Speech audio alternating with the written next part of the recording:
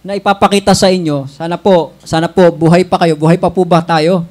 Yan, 30 minutes na kasi tayo bago nag-start di ba?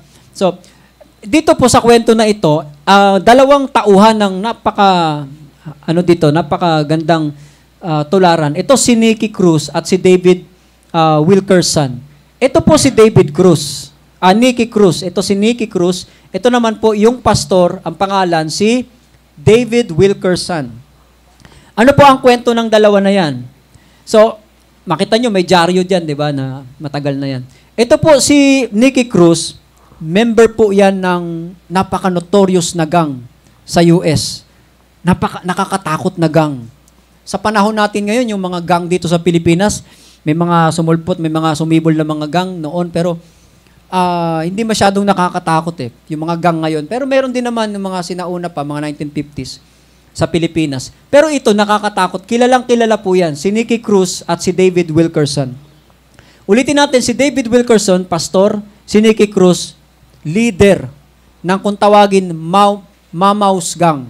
Mau-Mau no? Kakatakot talaga Mau-Mau Mau-Mau's Gang. Yung Mau-Mau's Gang na yon, saan sila eksperto? Bank robbery, pagpatay, panggagaasa, lahat na po ng krimen. Pangalanan ninyo, ginagawa po ng Mau-Mau's Gang. At ang pinuno po, sino? Nicky Cruz. Hindi po tumigil. Ito pong si Wilkerson, si David. Nai-evangelize po si Nicky Cruz. Pinupuntahan po niya kung saan naroroon sila, nagtitipon. Yun po ang kanyang ministry. Hanapin po ang mga gang leader, ang mga gang, at dalhin kay Jesus Christ. Hindi po tumitigil. Na makakilala ngayon, nagalit po itong si Nicky Cruz, tigilan mo ako. Pag hindi mo ako tinigilan, papatayin kita. Hihiwa-hiwain ko ang katawan. Pag puputol-putulin kita. Ginagawa po talaga nila yun. Pero grabe po yung concern po nitong si David Wilkerson.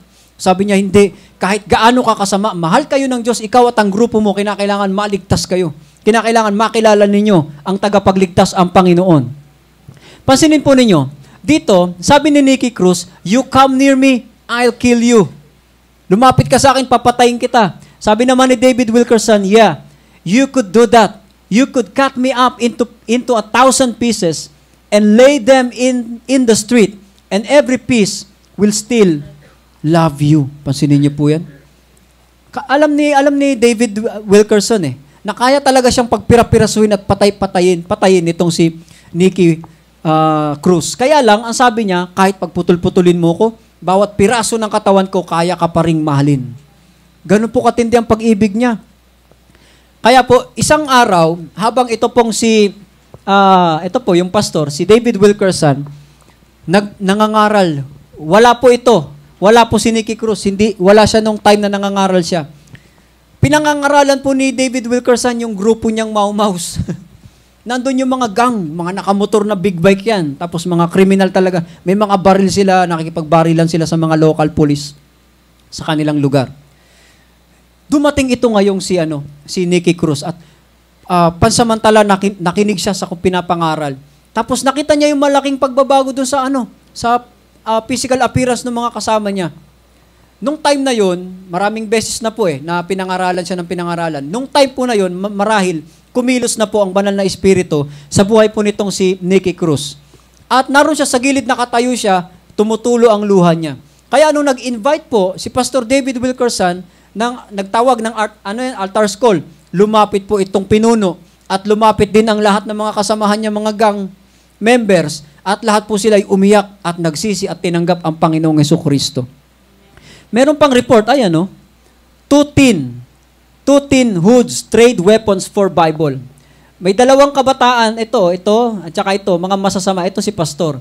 Yung masasama na yan, iniwanan po nila ang mga sandata. According po sa history, meron ako dito kasi, kaya lang sobrang haba, pag binasa ko pa, kinuha nila lahat ng mga baril nila, pumunta sila sa pulis, isinurrender ang lahat ng kanilang mga deadly weapon. Lahat ng mga baril, lahat ng mga ammunition, lahat ng mga explosive, isinurrender po nila. Paano po nangyari yon, mga kapatid? Sa pamamagitan ng walang tigil na pangangaral ng salita ng Diyos. Alam po kasi ni David na ang kaligtasan ay para po sa lahat. Letter B,